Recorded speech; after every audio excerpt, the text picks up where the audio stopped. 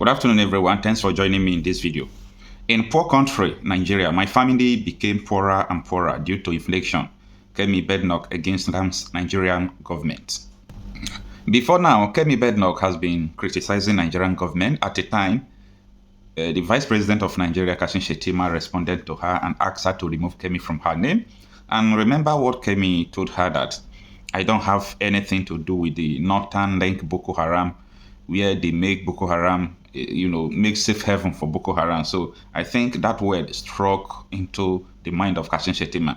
Right from that time till now, Shettima did not speak anymore because everyone was just looking at next bomb that would come from Kemi Badenoch.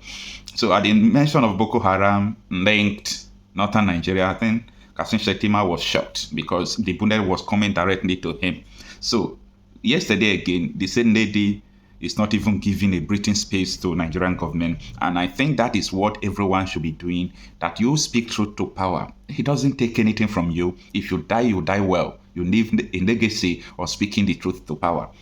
When you remember someone like Fela Kuti and the rest of them, you might not like the way they behave and all those things, but people will always remember them for the truth they spoke to power when they were alive. Now, before we go into the details of what Ms. Kemi said, I really want to tell you that a lot of sanctions are coming to Nigeria. And people should not think that Donald J. Trump is a wicked person when he will put a visa restriction against Nigeria not later than next month, next 2 months, as he arrives, the White House. Now, this is because almost the whole travel advisory board in the US, what they are doing now is that they are labeling Nigeria as a non-safe for travelers.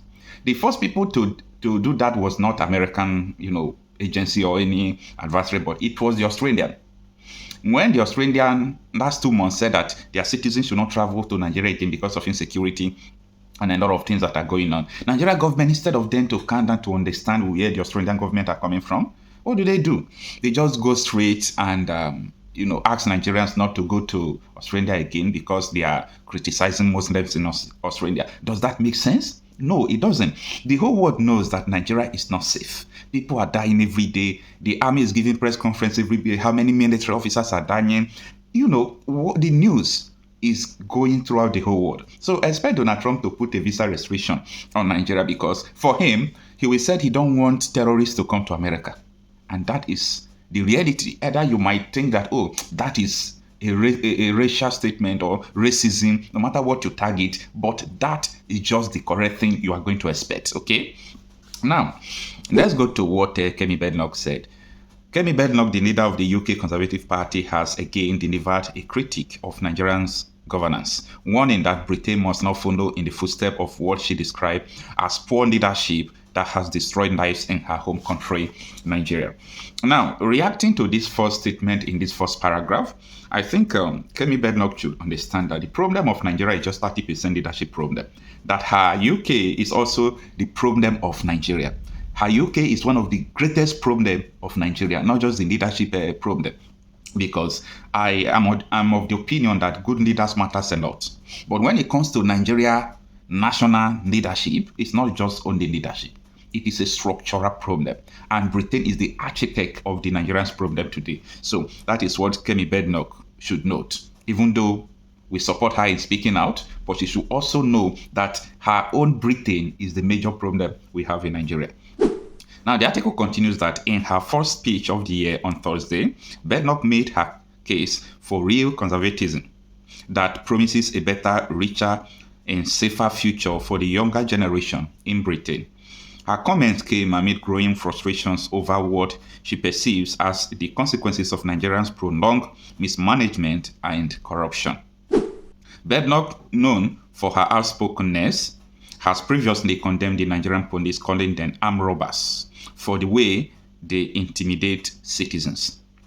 The latest round of criticism, however, has sparked anger from Nigerian officials, including Vice President Shettima, who responded by urging Badenoch to change her name if she does not wish to be associated with the greatest black nation on earth. According to her, why this matters so much to me is because I know what it is like to have something and lose it. I don't want Britain to lose what it has.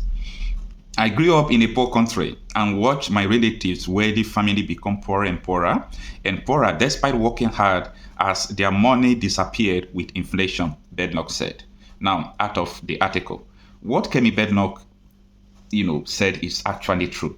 One thing I like the woman is that she always speaks the truth. Despite the way people criticize her for her outspokenness, I still love her because she don't hide the reality, okay? You might hate her because of the way she speaks, but what happens before her and what happens after her is none of her business.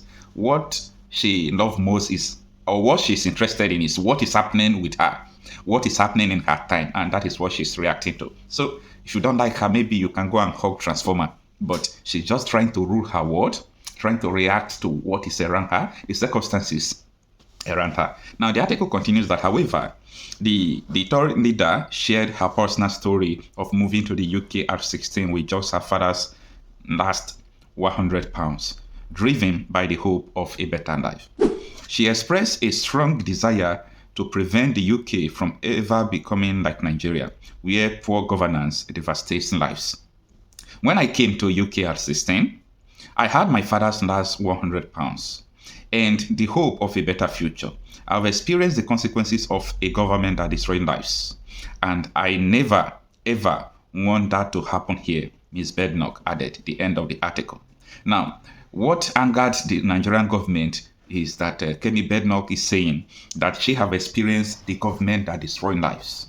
Yeah, the government that destroys lives. In other words, Nigerian government destroying lives. Hello, what she said, is it true or false? Remember that I am after, is it true or false? So no matter what someone said about me, about anybody, about my father, about my family, about myself, the first question that comes to my mind, what the person is saying, is it true or false? So what we are going to look into before you criticize this lady, before you curse her, before you call her names, what she said, is it true or false? Because if at the end you come out to find out that this is actually true, especially for those of you who are not in Nigeria, but for those of us who have been in Nigeria, Nigerian government destroyed lives, and they are still doing it.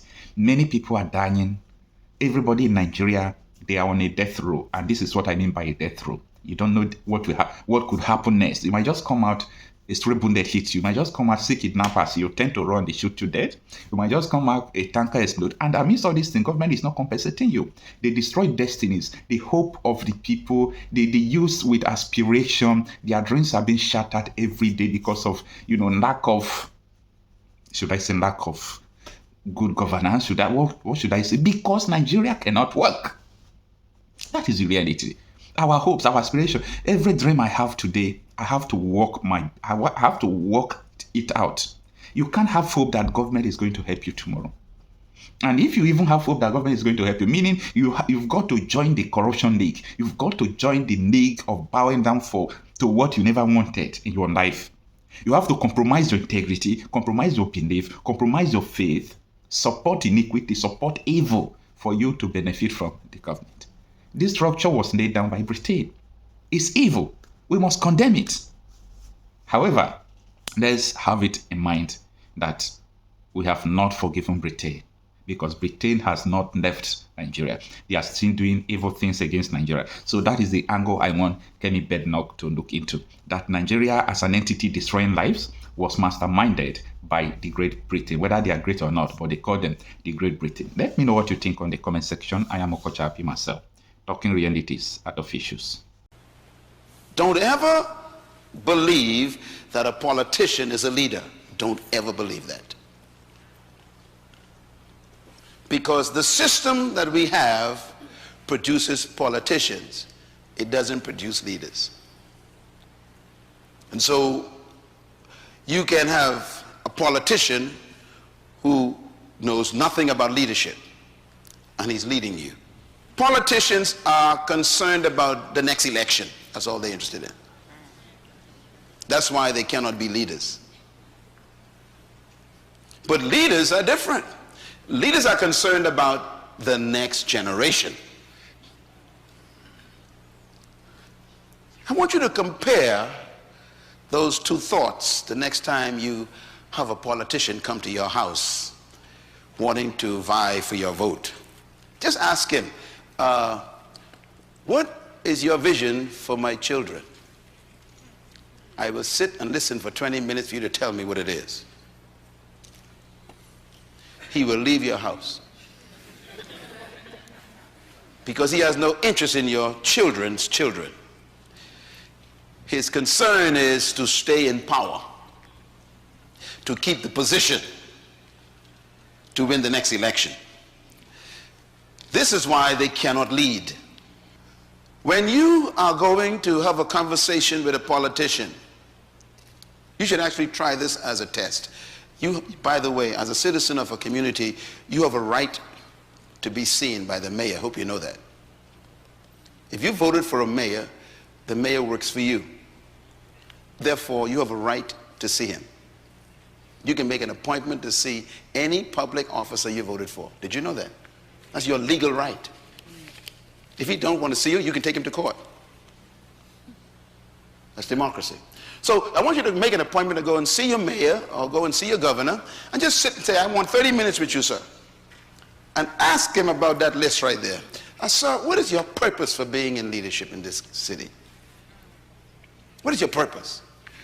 The first question will make him very nervous.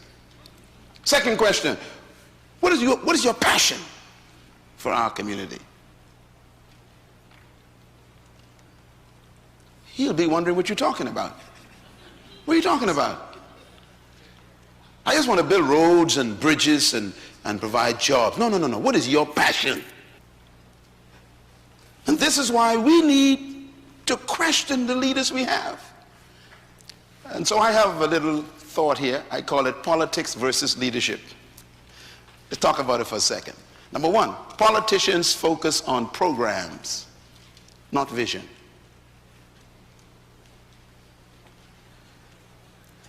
Number two, politicians' priority is securing the next election, not securing the next generation. Their focus is different. Number three, politicians are preoccupied with promises, not purpose.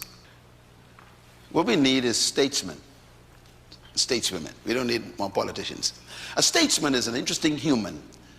A statesman thinks of the next generation.